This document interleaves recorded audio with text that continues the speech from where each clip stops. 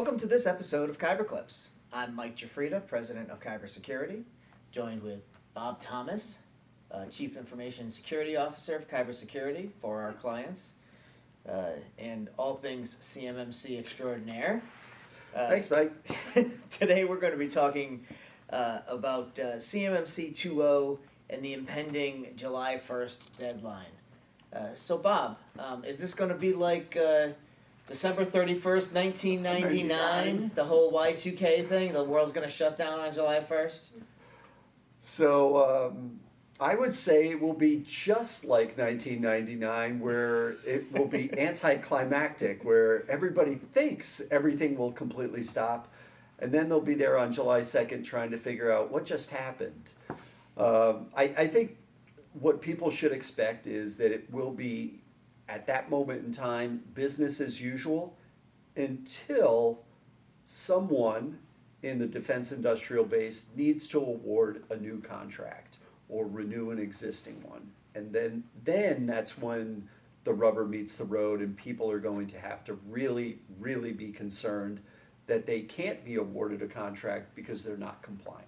That's what's going to happen. So current contracts they're working on currently, they've got them through the end of the year. Okay to keep working on them. They're going to get some kind of a nasty gram if they don't have their information uploaded. Like, what's that going to look like? Yeah, so this is kind of interesting. I think the answer is both. They will get nasty emails from the prime or larger contractors that they are subbing for that will say, you need to make sure that you submitted your self-assessment to the accrediting board for the CMMC. I think that's one thing that's going to happen. I think others will be business as usual. Nothing will change. Like the accrediting board is going to come back to you at some point, probably within 90 to 120 days, and say, hey, we got your self-assessment, and you said that you really didn't meet this control, and you're going to get there in 5 to 6 months. Well, we don't like that answer, and they're going to want you to fix it immediately. And then they may put a stop to you being awarded contracts, and may even go back to the prime contractors and say, you've got a problem dealing with this particular sub. You can't be taking product from them anymore until they fix this. I think there will be some middle ground there. That it won't be as hard and fast as maybe somebody would like it to be. It's going to be a little loose and fluid, probably right off the bat. But the truth behind all of this is you can still bid on contracts. You will still get paperwork from these prime contractors and large subcontractors that say, here's an RFQ. We want you to bid on this. You've made parts like this for us in the past.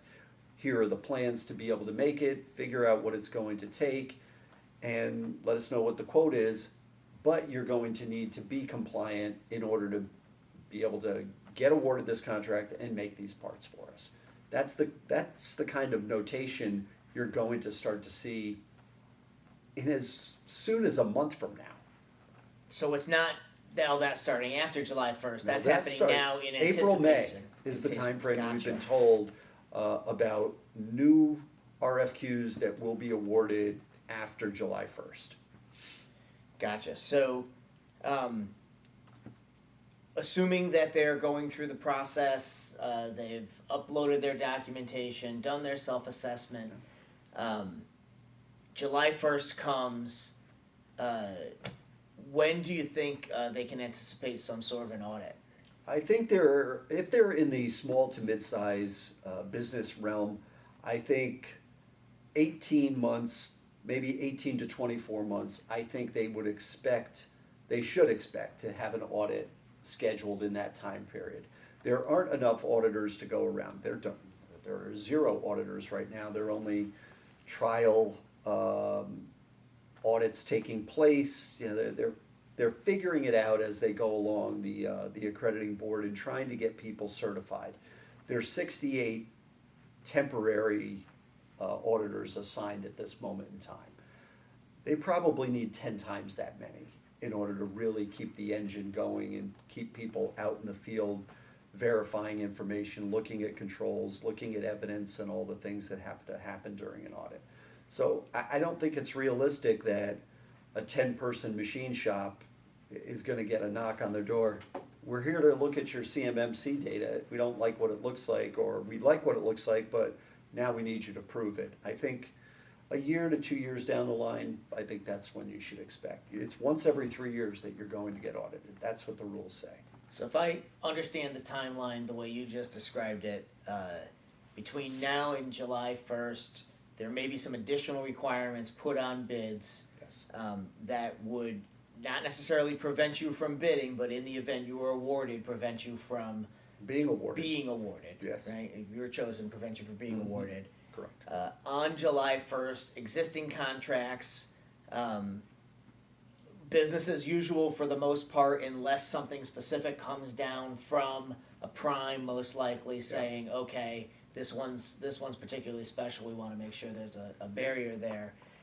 New contracts beyond July 1st, definitely going to be looking at what they've already submitted in the portal, where they are, what their POAM looks like, and how they're going to be able to move from there. And then within the first probably 18 to 36 months after July 1st, they can expect someone to knock on the door and want to take a look. Certainly within 36 months, because the rules state that you have to be audited at level 2 and level 3 once every 3 years. So that should be an expectation that everyone has at that level. I think the only other thing that we've seen, and this isn't either brand new information or just happened, there are certain prime contractors, Pratt and Whitney in Connecticut is one of these, where they will dictate that you had to be 800-171 compliant and you had to prove it to them, not necessarily to the Department of Defense or anyone else, but you had to prove that you were a reasonable risk and that you were making efforts to compliance. And I think that's the prerogative of the prime contractor, because at the end of the day, their expectation is to deliver a product and make sure the plan data that they've been sharing with people is secure, safe, and hasn't fallen into the wrong hands. And picture, that's got to flow all the way down. It could be 1,000 pieces that are going into the making of something made by 1,000 different companies. Each one of those firms have to be compliant in order for the last piece of the puzzle going together is completely compliant at, let's say, Pratt, GE, any of these big prime contractors. Yeah, I'm sure there's a lot of pressure going to be put on them to make sure that all the T's are crossed and the I's are dotted. So yes. I think at this point you need to mark your calendars, make sure that you've got your plans in place and you're on your journey to CMMC 2.0 compliance by July 1st. And if you're not going to be 100% compliant, make sure you've got a good plan for how you're going to get there shortly afterwards. I think that's true. I think that's the best advice is start as soon as you can and make sure that you've got a plan of action in place to be able to put controls in place that you don't have already. Great. Well, thank you for all this information, Bob. We hope this helps you on your CMMC journey, and thank you for joining us for this episode of Kyber Clips.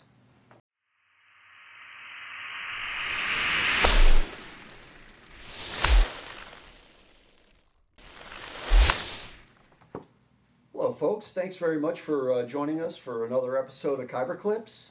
We appreciate you joining us and learning a little bit about cybersecurity and what we do here at Kyber.